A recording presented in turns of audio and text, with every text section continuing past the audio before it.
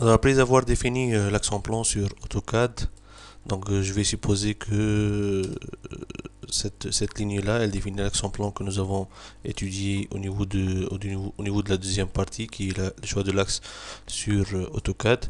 Je l'ai un peu corrigé en fonction de quelques données telles que la chaussée existante, ces bords-là, et je l'ai fini jusqu'au bout. C'est-à-dire que j'ai défini tous les rayons, tous les virages, tous les éléments droits. Vous remarquez cette ligne rouge interrompue, ça définit donc mon axe en plan qui va être saisi, comme je l'ai dit, sur le logiciel piste et plus précisément sur le module DAP. D'accord? Donc jusqu'à la fin, jusqu'à ici. Voilà. Alors pour la saisie sur piste, nous allons ouvrir le logiciel piste. Et en faisant fichier nouveau, on a quatre choix qui sont proposés. La conception plane, et ça concerne, comme on l'a dit, l'axe en plan avec l'extension DAP. La conception longitudinale, ça concerne le profil Hollande, le module d'extension DPL. Le fond de plan TPL, c'est un module qui a été toujours utilisé par le logiciel piste, quoique dans les anciennes versions, c'était un module à part. Il n'est pas directement intégré au logiciel piste, mais c'est un module donc qui traite le terrain naturel selon le modèle numérique de Delaunay, un modèle mathématique pour trianguler le terrain naturel et avoir une surface tridimensionnelle appelée modèle numérique de terrain. Le quatrième module, le dernier, c'est le module profil antavertible qui va nous permettre d'introduire les caractéristiques transversales ou bien le profil antavertible de notre chaussée. Alors je vais commencer par la création d'un nouveau fichier accent plan. Ok, donc il me demande l'emplacement de ce fichier là. On va aller jusqu'à vers le fichier de conception. Donc je vais essayer de partager ce répertoire là pour tous les utilisateurs pour que vous puissiez bénéficier de ces fichiers sur lesquels je suis en train de travailler. Alors on va l'appeler axe, ouvrir. Alors le fichier n'existe pas, voulez-vous le créer? Bien sûr, ok. Et là on est sur le module graphique de la saisie de l'axe en plan du logiciel piste. Alors en appuyant sur F2 deux fois, on bascule sur l'espace de saisie des commandes, et en faisant F2 encore une fois, on a la zone graphique. Donc l'utilisateur peut choisir de travailler directement sur la zone graphique ou bien sur la zone de commande comme il veut. Ce sont des préférences de l'utilisateur. Donc on va commencer la saisie de l'axe en plan que nous avons défini ici. Donc je vais commencer par le début. Alors en cliquant sur cette droite, je vais regarder le point de départ. Donc si je lis les coordonnées XY à gauche en bas, ici, en positionnant le curseur sur le point de départ, il devient vert, et je lis que le X est égal à 104 170,598 et le Y c'est 3 043 824.4932. Le Z il est nul parce qu'on est en train de faire un axe en plan en deux dimensions avec un Z égal à 0. Donc je peux comme ça connaître le point de départ, et puis on va lister cette droite là, LS, et on va retrouver le point de départ de notre droite qui est ce point là. On va le copier. On va mettre POI comme point.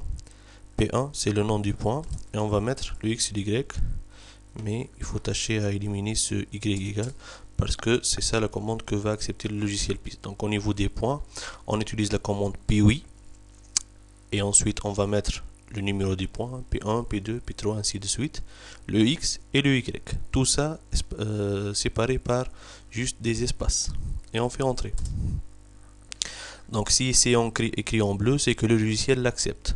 Par contre, si par exemple si je mets le Y égal que j'ai éliminé, qu'est-ce qu'il va me dire? Donc déjà elle est écrite en rouge, c'est-à-dire que le logiciel n'accepte pas cette commande. Il me dit un des labels objet n'existe pas ou non invalide, c'est-à-dire qu'il ne comprend pas ce Y égal et il fallait bien l'éliminer. Alors bien sûr là il n'a pas changé le point P1, c'est pas la peine de le redéfinir. Et donc on peut continuer avec le deuxième point. Je vais revenir sur AutoCAD pour copier les coordonnées du deuxième point. Alors, je vais mettre au début P8, P2, espace, je vais éliminer le Y égale, entrée. Maintenant, si je clique sur le bouton droit dans la zone graphique, j'ai une liste de commandes, une liste de menus qui me permet de faire de l'interrogation, de faire du pan panoramique, faire des zooms avant, arrière, fenêtre, voir les calques. Je vais faire zoom to. Donc là, j'ai les deux points. Alors je peux par exemple cliquer sur interrogation point pour interroger ce point là. J'ai c'est le point P1, X est égal, Y est égal, juste en bas à gauche. Bien sûr, je peux faire la même chose pour le point P2. Ensuite, on va joindre ces deux points là par une droite. Donc on va utiliser la commande draw comme droite. On va donner à cette droite le nom D1 et elle joint les points P1 espace P2 en faisant entrer. Donc j'ai la droite qui définit le début de mon axe en plan que j'ai fait sur AutoCAD. Alors bien sûr, si vous voulez effacer cette droite là, il y a le commande EFE et puis vous écrivez le nom de la droite que vous voulez effacer, D1, comme ça j'efface. De la même manière, je peux effacer le point P1, ainsi de suite. Vous pouvez utiliser donc la commande EFE pour effacer n'importe quel élément que vous avez saisi.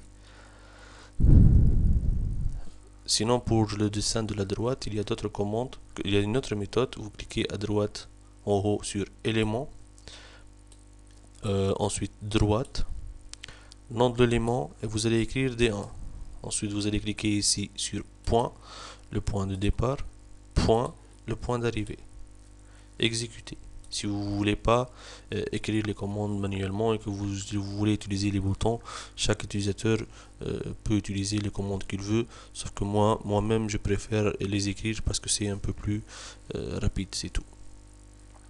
Donc je reviens à mon axe AutoCAD. Donc ça c'est la première droite qui est définie. Ça normalement c'est un cercle. Je vais le passer et je vais aller à la deuxième droite qui commence avec les XY. Je peux les noter visuellement comme ça, juste pour me rappeler l'abscisse du point de départ, parce que je peux me tromper quant au premier point ou bien le deuxième point. Il faut bien avoir en tête que l'axe doit avoir un seul sens et il faut bien numéroter ces points, bien les noter, les avoir en mémoire, parce qu'à la fin on va utiliser un axe en plan qui va passer par tous ces points là, toutes les droites, tous les cercles, et donc l'utilisateur, tous les cercles, et donc l'utilisateur aura tout au long de la saisie de l'axe en plan à bien faire attention à l'appellation qu'il utilise et à l'ordonnancement de ces points, hein. Donc ils doivent être bien saisis pour éviter les rebroussements de chemin. Donc je vais lister et je vais prendre le premier point parce que je l'ai marqué.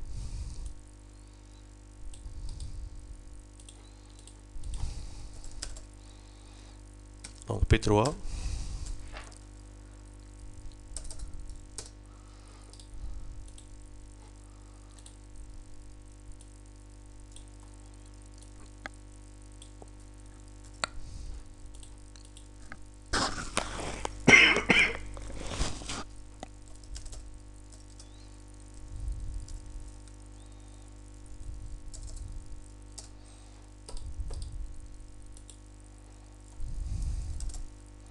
donc des deux entre le point P3 et le point P4. Et donc vous remarquez que les droites sont dans le sens de l'axe. Donc il faut éviter d'avoir des éléments qui sont dans le sens inverse, hein. Par contre, on oublie le cheminement des points et on peut avoir ce cas de figure. Alors là, ça peut pas être un axe en plan parce que les deux droites sont dans un sens contraire. Sauf si bien sûr vous avez un lacet ou bien un rebroussement de chemin qui a été fait exprès, mais dans ce cas-là, il faut des droites et des cercles qui permettent de faire ce rebroussement-là. Mais ce cas de figure, on peut pas l'utiliser. Donc pour le corriger, je peux faire D0, D2 et je réécris P3, P4. Donc qu'est-ce qu'il va faire? Il va juste remplacer la droite par les nouvelles coordonnées. Donc il me dit déjà écrasement d'un élément déjà stocké, c'est-à-dire que la droite a été redéfinie en fonction des deux points. Maintenant, pour la saisie du cercle entre les deux droites, donc il suffit d'aller sur AutoCAD, lister ces caractéristiques, et je trouve que c'est un rayon 1000. Donc je vais mettre, avant de mettre le cercle, je vais introduire le rayon, donc c'est DIS comme distance, R1. Et nous remarquons que ce cercle-là, il est dans le sens inverse au sens trigonométrique, dans le sens de l'axe. Donc c'est un rayon qui doit être négatif. Donc je vais mettre distance R1 moins 1000. Donc au niveau de l'axe en plan, mettez-vous bien en tête que la saisie d'un cercle doit être précédée par la saisie de son rayon. Ensuite, je vais dessiner le cercle C1, donc je vais mettre la commande CER, c'est la commande qui permet de dessiner un cercle C1. Elle est tangente à la droite D1, ensuite à la droite D2, et elle est de rayon R1. Donc 3 éléments, 2 tangentes et un rayon. Ça permet de définir un cercle en centre, un rayon. Et en faisant entrer, donc vous avez le cercle qui est tangent à ces deux droites. Donc ça c'est la méthode pour saisir deux droites, ensuite un cercle dessus. Je vais donc continuer avec la même méthode. Donc je peux par exemple effacer ces éléments que j'ai saisis pour ne pas me tromper.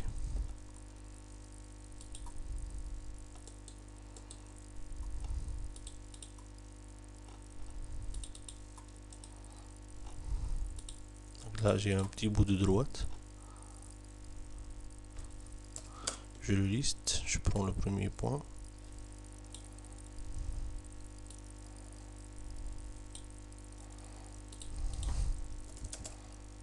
Je vais l'appeler P5. Le point suivant.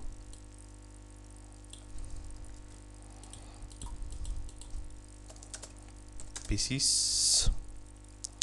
Toujours effacer le Y égal. Faire un zoom to. Dessiner la deuxième droite des 3 entre P5 et P6. Je reviens au cercle qui est juste avant cette droite là. Donc le rayon de ce cercle c'est moins 2500. Donc je vais mettre DS R2 moins 2500. Ensuite cercle C2 entre cette fois-ci D2 et D3 de rayon R2. Voilà le deuxième cercle. Celui-là, je l'efface, j'efface cette droite. Ensuite j'ai un cercle. Donc je vais dessiner la droite qui le suit avant. Donc commence par 104, 108. Je vais la lister. Ça c'est le point de départ. Donc la commande listée, elle est une commande très importante au niveau de AutoCAD. Elle permet de réinterroger les caractéristiques de n'importe quel élément.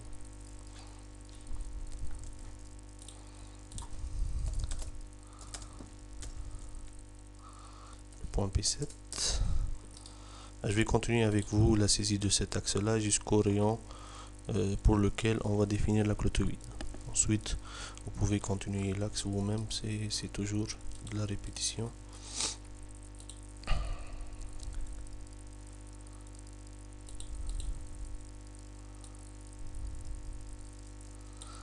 De répétition d'axe en plan au niveau de la saisie droite et cercle.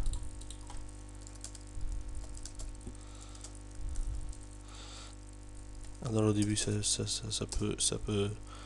peut donner mauvaise impression. On se dirait que ça va me prendre beaucoup de temps à faire la saisie, mais non. Bon, on va dire qu'un axe de 40 à 50 km, ça va prendre dans les 2 heures, 2 heures et demie pour un utilisateur avancé.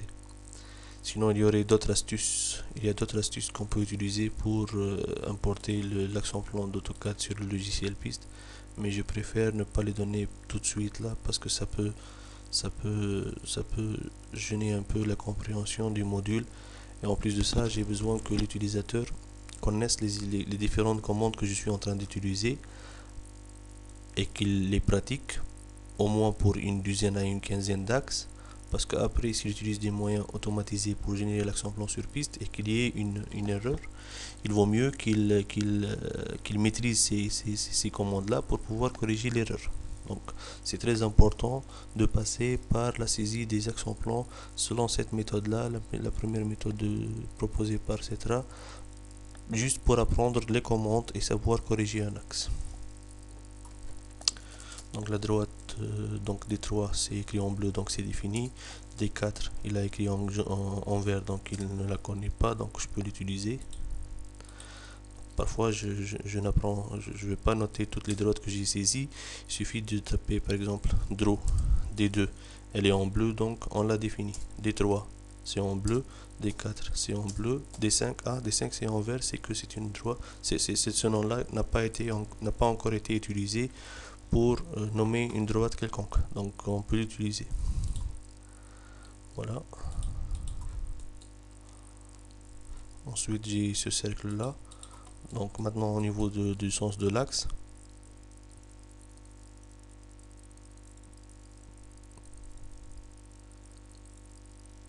c'est toujours négatif, hein. Non, plutôt c'est positif, donc c'est dans le sens trigonométrique. Le rayon ça sera positif, je le liste, c'est un 2500, donc DIS R5 ou bien R4 ou bien R3, R2, donc R3 2500, et je vais faire un cercle, donc C3 entre D3 et D4 de rayon R3. Voilà mon troisième cercle, et on continue ensemble la saisie de notre axe de cette manière là.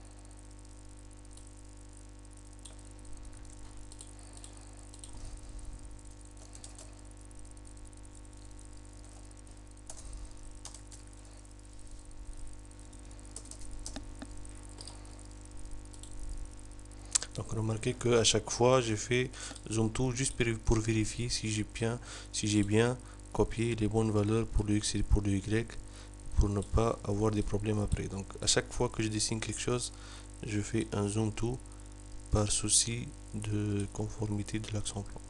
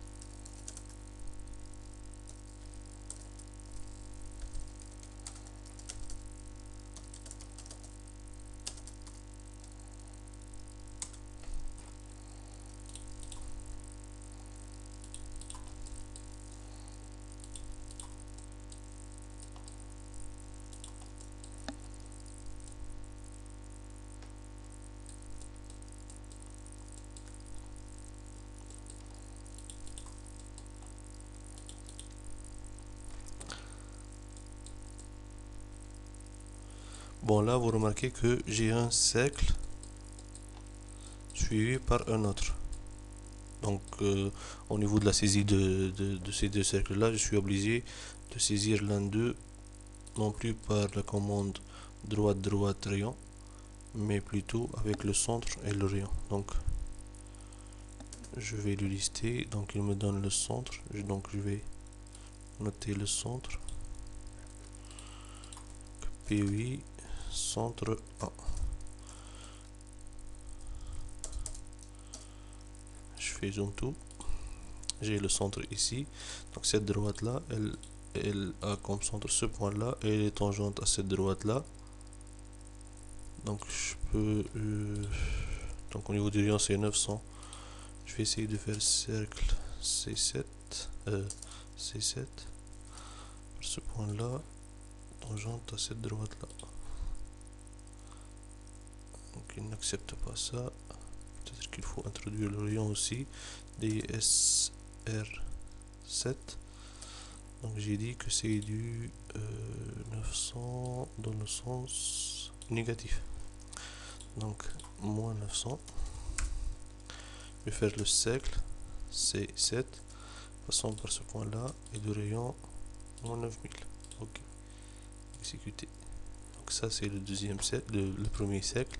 Le deuxième cercle, quant à lui, il va être défini comme tangent à ce premier cercle, tangent à la droite qui le suit et de rayon donné. Donc je vais jusqu'au deuxième cercle, celui-là. Ça c'est une droite. Il est là le cercle, donc je vais dessiner cette droite qui commence par le point 141. Donc je vais lister le point de départ et le point d'arrivée.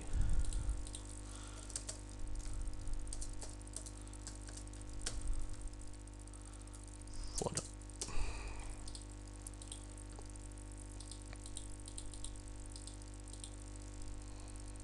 Il y a un problème. P8, P8, P15. Ah, il a pris le centre, j'ai pas fait des copies.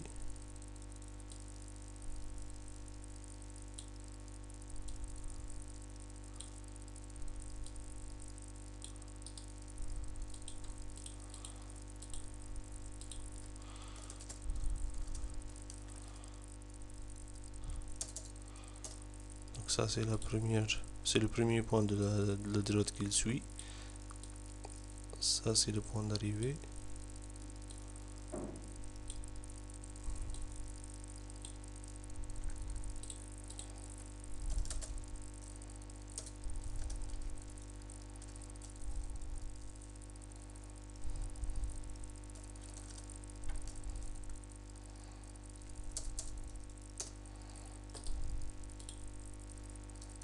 Donc draw D7, D8.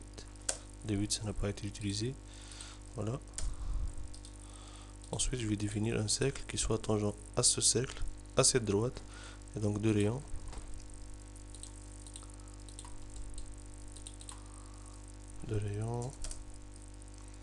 positive 500. DIS. Donc F2 pour voir le dernier cercle, c'était C7. Donc je vais passer à R8. 500. Je vais faire cercle C8 entre ce cercle et cette droite. Triangle R8. Voilà. Donc là, vous avez vu la méthode pour dessiner deux cercles qui sont tangents, et il n'y a pas de droite qui les sépare. Donc il faut dessiner le premier cercle à l'aide d'un point et un rayon. Le deuxième cercle sera dessiné comme étant tangent à ce cercle-là et à cette droite-là. Bien sûr, au fur et à mesure, je vais pas idéaliser la saisie pour vous permettre éventuellement de voir où est-ce que l'axe va bloquer ensuite, et comme ça on pourra voir les méthodes pour remédier à ça. Donc je suis en train de faire la saisie comme si je suis quelqu'un qui apprend le logiciel piste. Donc je vais pas rentrer dans des détails pour le moment, et on va les voir au fur et à mesure. À chaque fois que vous remarquerez qu'il y a une faute, on essaiera de la corriger ensemble. Bien. Donc on a saisi ce cercle là aussi. Cette droite elle a été saisie, c'est bon. Donc j'ai ici un cercle, non, une droite, oui c'est bien une droite, peut-être que j'ai effacé quelque chose. Donc j'ai saisi normalement cette droite là,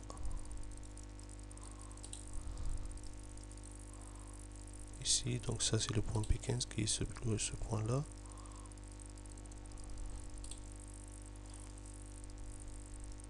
Et le point P6, donc cette droite là elle a été définie. Donc je vais l'effacer. Ensuite je vais voir qu'est-ce que j'ai ici. Ah, peut-être qu'il y a un petit bout de cercle que j'ai pas vu. Voilà, un tout petit cercle de rayon 1000. Alors, dans quel sens? Donc c'est dans ce sens là.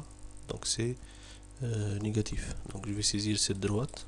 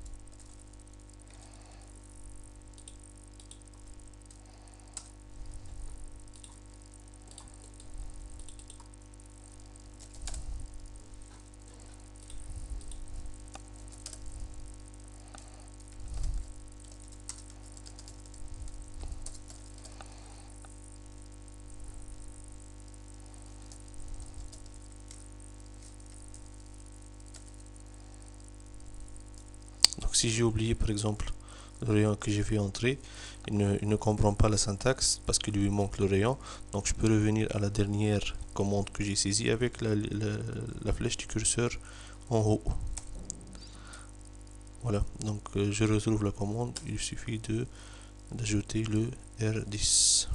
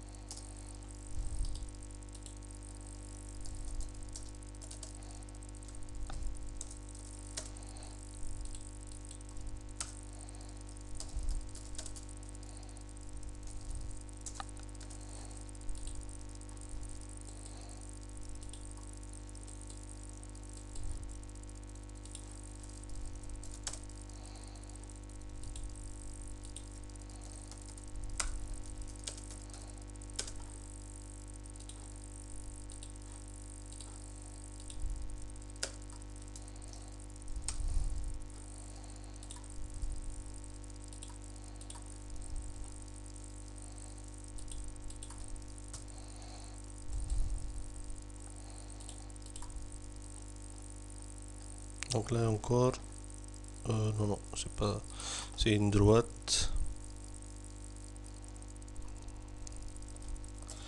Je vais continuer la saisie.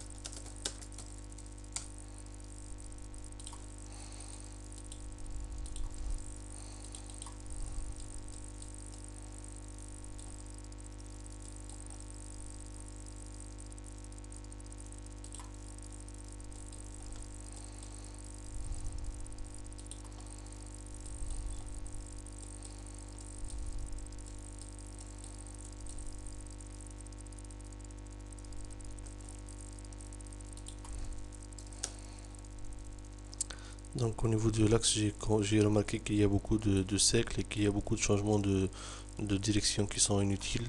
Je vais considérer que jusqu'à ce virage-là, j'ai une seule droite. Sinon, on va pas s'en sortir. C'est-à-dire que celui qui a choisi l'axe en plan, il a utilisé beaucoup de droites, beaucoup de cercles par souci d'être juste au milieu de la chaussée existante. Et ça donne un axe en plan qui est constitué par un nombre très important de droites et de cercles. Et ça, c'est très déconseillé. Il vaut mieux prolonger les droites le maximum. Et vous avez remarqué combien ça prend de temps la saisie de tel axe. Et donc, par simplification, juste par simplification, je vais considérer que de ce point-là jusqu'au virage que l'on a noté ici, il y a une seule droite. Donc je vais saisir le dernier point de cette droite-là, donc celui-là, et je vais faire une droite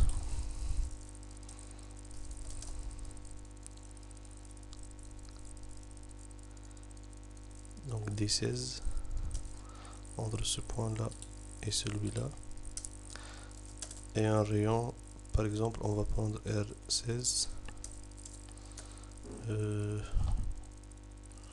moins 1500 entre la droite D15 et la droite D16 de rayon R16.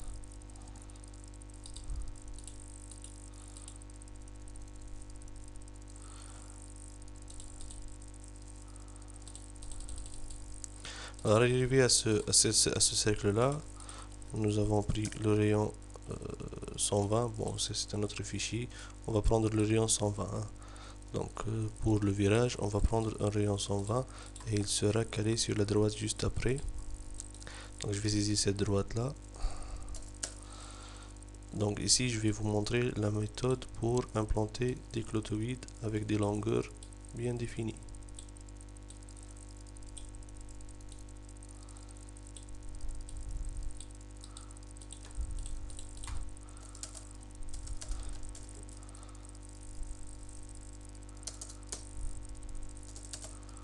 Donc le point 33, juste le point d'après.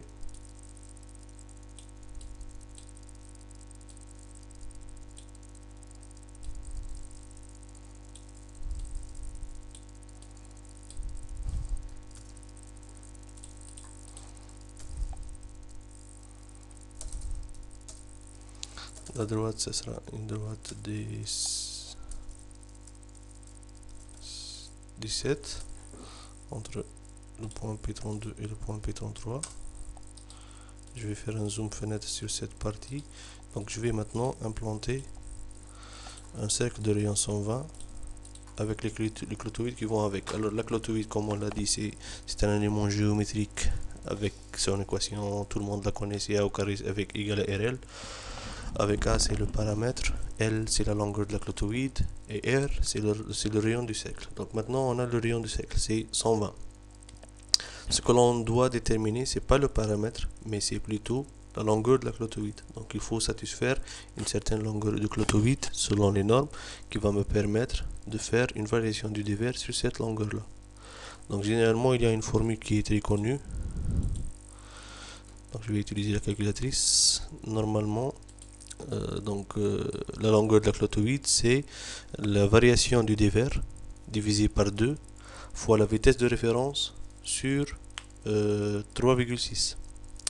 Alors, qu'est-ce que ça veut dire delta dévers? Delta dévers, c'est-à-dire la variation maximale du dévers entre la droite et le cercle. Par exemple, si je prends cette droite-là avec la vitesse de référence donnée, je vais avoir un dévers en toit. C'est-à-dire que le dévers de la chaussée, il est de ce type-là. Au niveau de ce cercle-là, donc si je matérialise l'axe, donc c'est un virage à droite, et donc le dévers sera dans ce sens-là.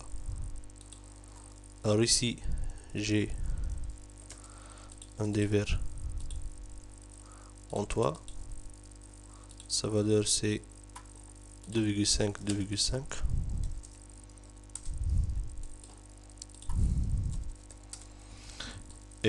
le cercle, j'ai un autre dévers.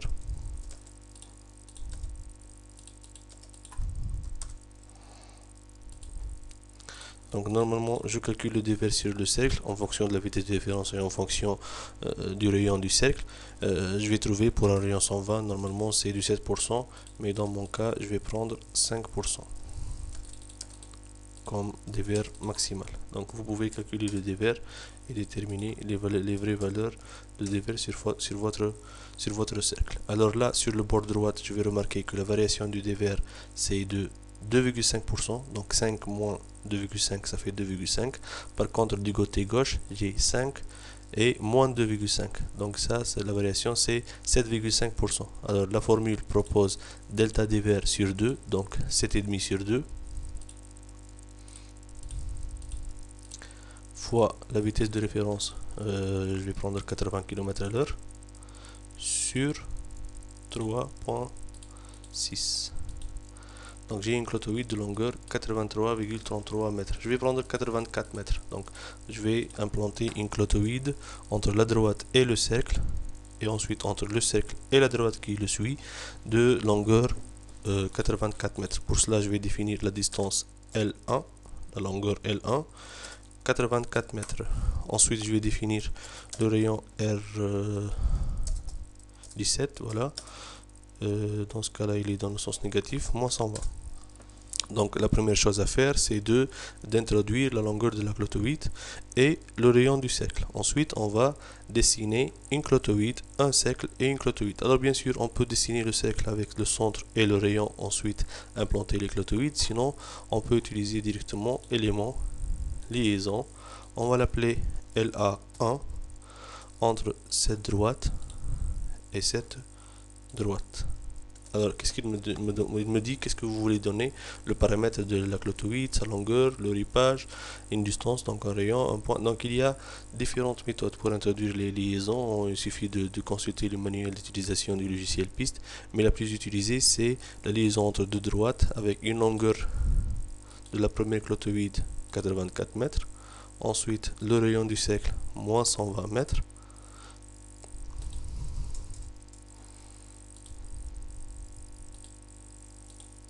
Ensuite, la même longueur, L84. Exécuter.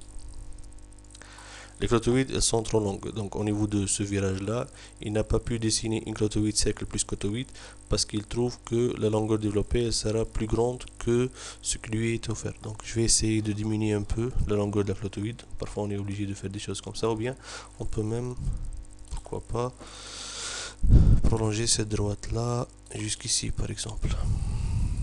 Donc là, il faut recorriger l'axe sur AutoCAD avant de continuer sa saisie. Donc le point d'arrivée de cette droite là, ça sera ce point là, 362.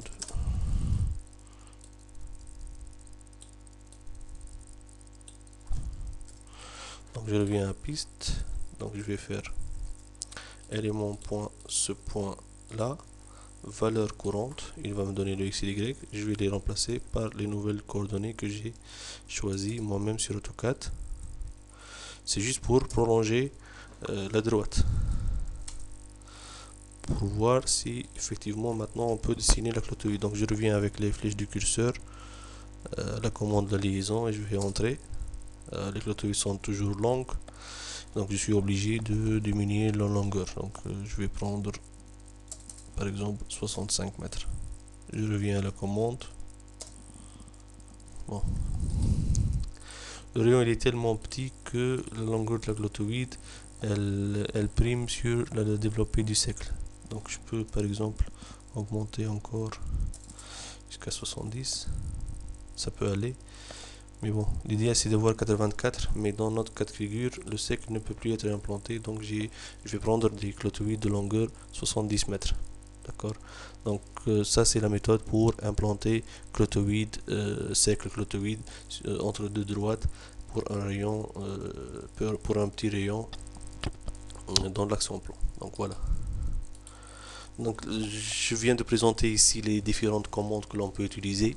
Les points, les droites, les cercles, les clotoïdes. Et à la fin, on doit définir l'axe en plan. Donc pour cela, on utilise la commande axe, on va l'appeler A1.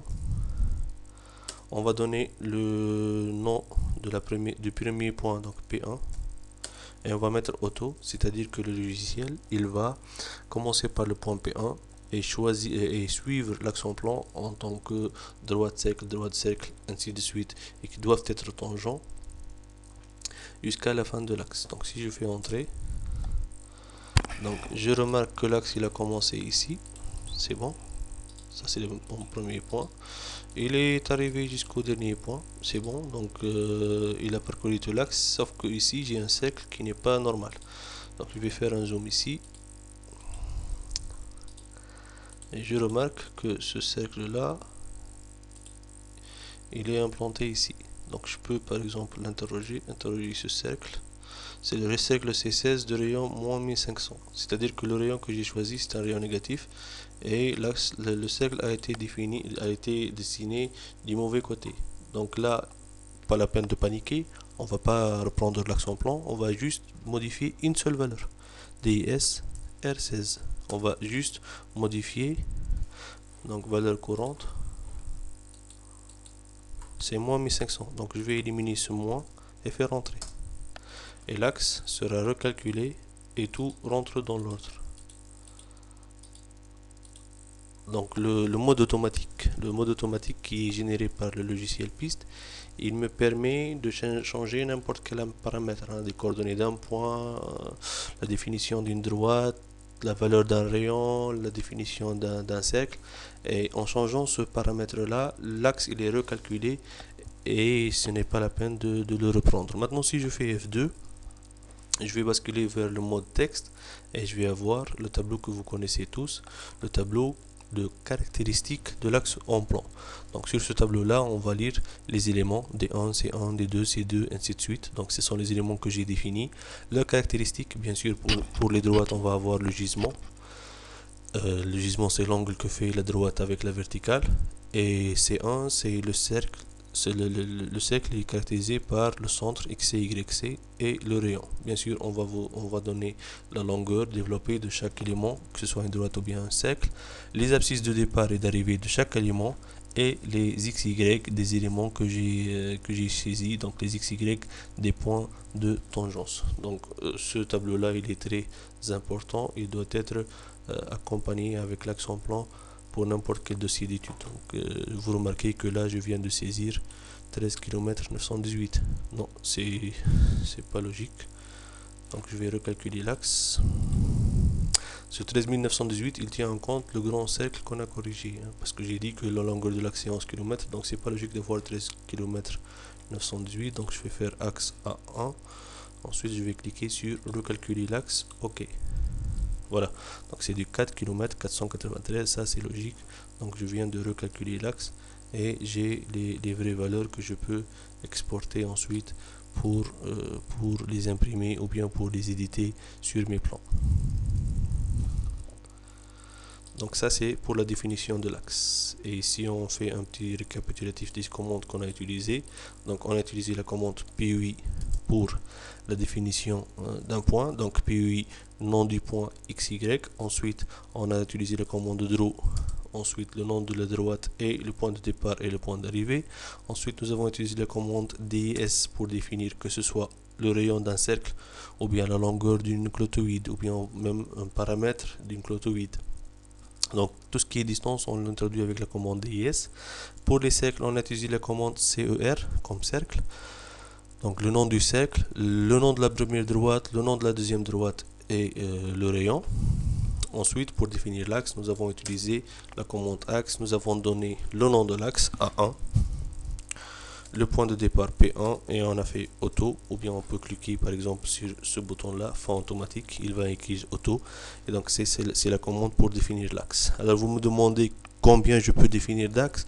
Vous pouvez définir beaucoup d'axes sur un même fichier DAP, parce que parfois par exemple on aura dessiné des passages supérieurs ou bien des routes secondaires, on va les étudier et qui je fauche avec ma droite principale. Donc au niveau du module DAP vous avez la main de saisir un grand nombre d'axes en plan sur ce module. Alors je vais donc vous rappeler qu'est-ce qu'on va faire après, parce qu'on a dit que le logiciel piste il contient beaucoup de modules, et si vous vous rappelez, lors de la première vidéo, on a dit que la création du fichier piste elle est généralement assurée par la commande tab. Et pour cela, on doit faire un zoning de l'accent plan. Donc ça, ce sont deux commandes qui sont très intéressantes et que l'on doit, utiliser pour générer le fichier piste. Alors premièrement, on va faire zone, c'est-à-dire qu'on va définir les distances partielles entre les profils en travers. Donc zone, il me demande quel axe voulez-vous faire un zoning, pour quel axe. Donc je vais cliquer sur l'axe A1. Alors, à partir de quel abscisse curviligne on va commencer à partir du 0 et on va implanter un profil en travers tous les 25 mètres. Donc zone A1 0,25, comment on le lit? C'est un zoning d'application sur l'axe A1 qui commence par l'abscisse 0, l'origine, et on va implanter un profil en travers tous les 25 mètres. Je fais entrer. Ensuite, on va utiliser la commande tab pour tabuler donc cet axe là, et on va créer un fichier piste. Alors vous remarquez qu'il y a ici complété, c'est-à-dire que si vous avez défini le fichier piste avec les deux autres méthodes, il suffit de compléter. Par contre, dans notre cas, on n'a pas encore on n'a pas encore créé un fichier piste, donc on va faire création, exécuter. Donc il nous demande quel est le nom du fichier piste que vous voulez créer, On va l'appeler par exemple LMGC, enregistrer. Alors le fichier n'existe pas, voulez-vous le créer? Bien sûr, ok. Il va me demander le titre de l'étude, je vais mettre lmgc.pis. Le numéro du premier profil, vous pouvez le changer, vous pouvez commencer par 100, 200, ça dépend de votre projet. Bon, dans mon cas, je vais prendre un. Et là, il me pose une question très importante, il ne faut pas mettre oui ou non sans la lire. Voulez-vous un profil à chaque point de tangence? Qu'est-ce que ça veut dire? C'est-à-dire que, mis à part les profils en travers que vous avez définis tous les 25 mètres sur votre axe en plan, est-ce que vous voulez que le logiciel vous implante un profil en travers on va dire supplémentaire sur votre axe en plan qui suit les points de tangence, c'est-à-dire les points d'intersection entre droite et cercle. Donc généralement au niveau des routes dans lesquelles on a de grands rayons en plan, c'est pas la peine d'implanter des profils en travers ou bien d'imposer des profils en travers au niveau des points de tangence, parce que le virage ne sera pas vraiment très marqué au niveau du tracé. Par contre, pour des routes où il y a de forts virages ou bien où on veut justement détecter où est-ce que le virage va commencer exactement pour aider le conducteur de travaux ou bien pour améliorer les caractéristiques lors de l'exécution et lors de la mise en place de la chaussée, donc ce chantier, il vaut mieux dans ce cas-là implanter des profils au niveau des points de tangence. Donc dans mon cas, je vais mettre oui. Et là, il me donne un tableau. Donc d'une part, les mêmes caractéristiques, il va me les donner, et un nouveau tableau qui est très important, qui va servir sur chantier pour implanter les profils en travers. Donc vous avez le numéro du profil, l'élément auquel il appartient, son abscisse curviligne, vous remarquez qu'il y a une équidistance de 25 mètres, le X et le Y, et le gisement du profil en travers par rapport à la verticale. Ok. Donc là, je viens de saisir un axe en plan, j'ai fait sa définition, le zoning d'application tous les 25 mètres, et j'ai généré le fichier piste qui va avec. Donc il suffit de fermer ce module DAP et d'ouvrir le fichier piste. Donc là vous avez l'axe qu'on a créé et le fichier piste, donc d'extension .pis que nous avons créé tout de suite là. Donc au niveau de l'axe en plan, ça c'est une description, hein. Au niveau de l'axe en plan, vous avez 36 éléments, le profil en plan n'est pas défini, la tabulation vous avez 215 profils, le terrain non défini, le dévers non plus, le projet non plus, et les perspectives n'ont pas encore été définies. Donc si je fais OK, j'ai pas de profil en plan, mais je vais faire affichage tracé en plan, et là j'ai l'axe en plan que j'ai défini.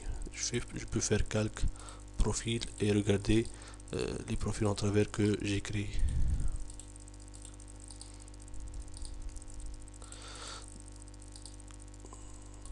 Donc on va regarder ensemble les profils en travers qu'il a implantés. Vous avez le profil numéro 1, le 2, le 3 et le 4. Donc vous remarquez que le 1 et le 2 ils sont équidistants de 25 mètres, le 2 et le 4 de même, mais au niveau du profil en travers 3, ça c'est un profil en travers qui a été implanté parce qu'il y a un point de tangence. D'accord, donc vous pouvez balayer tout l'axe pour voir là où il a implanté des profils en travers au niveau des points de tangence. Alors bien sûr vous me dites, et lorsque les deux profils sont trop proches, là je vous dis qu'il vaut mieux éliminer le profil en travers du 25 mètres et garder celui du point de tangence, parce que ça ne sert à rien d'implanter des profils en travers qui sont équidistants de 1 ou bien 2 mètres, alors que l'équidistance générale du projet c'est du 25 mètres. Alors, comment justement éliminer ces profils en travers? Je vais fermer ce fichier piste. Et ici, sur cette interface du logiciel, je vais faire outils, gestion profil. Alors, il me demande quel le fichier piste voulez-vous gérer. Je vais cliquer sur lmgc.fr, lmgc.piste, pardon. Et là, je vais avoir les numéros du profil et leur abscisse curviligne. Donc j'ai le profil numéro 1, 0, le 2 c'est le 25, le 4 c'est le 50, et vous remarquez que le 3 c'est du 35-42. Bon, à la limite ici c'est 10 mètres et 15 mètres, je peux le garder. Par contre ici entre le 7 et le 8 j'ai 120 et 125, je vais éliminer le 8, effacer, oui.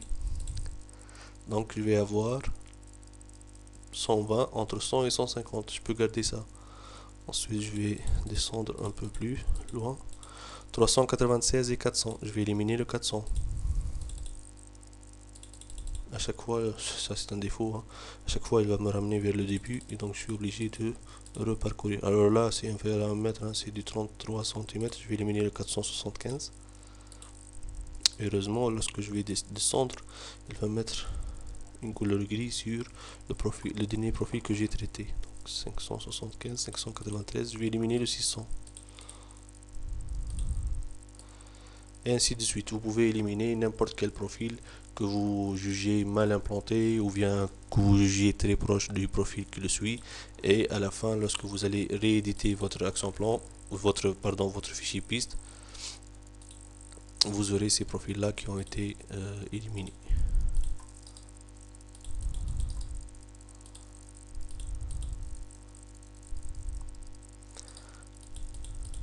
Voilà. Donc vous remarquez que le profil numéro 8 qui était très proche du profil en travers 7 a été éliminé, et donc la numérotation a été refaite et je retrouve le 8 ici et le 9 a été décalé d'un profil. Voilà, donc il n'y a pas de méthode à suivre pour définir un action plan et les profils en travers exactement. Ça dépend de votre projet, ça dépend de votre jugement, ça dépend de la précision que vous voulez, ça dépend de l'action plan que vous avez saisi sur AutoCAD, s'il est bien, s'il n'est pas bien fait. Ça dépend de la saisie que vous avez faite. Il faut éviter les erreurs, éviter les rebroussements de chemin. Il ne faut pas avoir des droites qui vont dans le sens inverse ou bien même des cercles. Et donc vous avez vu comment on va générer le fichier piste. Une seule chose, il faut toujours avoir en tête que la commande tabuler c'est l'une des commandes les plus importantes, parce que c'est à partir de cette commande là que vous allez pouvoir passer de l'action plan vers le fichier piste. Sinon votre projet ne sera jamais terminé si vous ne connaissez pas cette méthode. Alors bien sûr, pour l'interaction entre piste et AutoCAD, vous pouvez exporter cet action plan, non pas du module DAP mais plutôt du module PIS, d'accord. Donc si vous voulez l'exporter, donc fichier exporter en DXF, donc là je peux cocher les profils et l'action plan. Par contre, d'autres éléments qui concernent le projet ne peuvent pas être cochés parce qu'ils n'ont pas encore été définis. Je vais faire OK. Il va me dire qu'est-ce que vous voulez l'appeler, donc je vais mettre lmgc.dxf, OK. Et sur AutoCAD, je peux ouvrir ce fichier DXF. Le voilà. Donc sur AutoCAD, vous pouvez avoir votre action plan, et donc vous pouvez le mettre sur votre tracé. Donc je vais sélectionner tout, édition, copier avec un point de base à partir du 00, et je vais le mettre ici sur le 00. Ah, il y a un problème.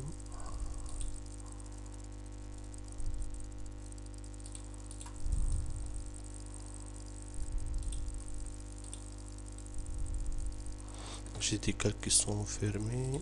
Voilà. Donc voilà les... J'ai deux projets qui se superposent. Donc je vais plutôt copier ça sur mon accent plan. Édition, copier.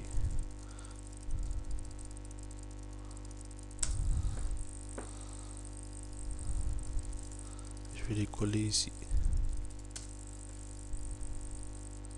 Voilà. Donc vous avez 1, 2, 3, 4. Vous avez votre accent plan avec la numérotation qui va avec.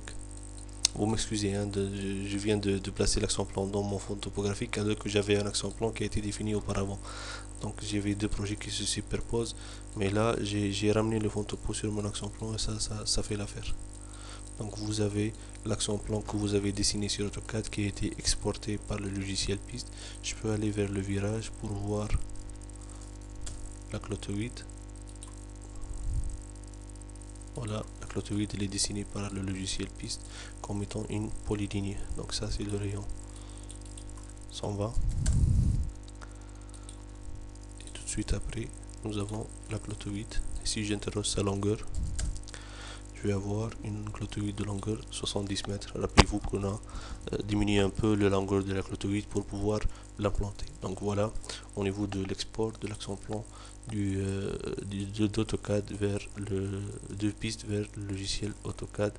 Et donc à ce stade-là, on peut dire que l'accent plan a été bien défini et on peut continuer avec les modules qui suivent, tels que le terrain naturel, le profil rendement, qui seront le sujet des vidéos qui vont suivre celle-ci. Je vous remercie.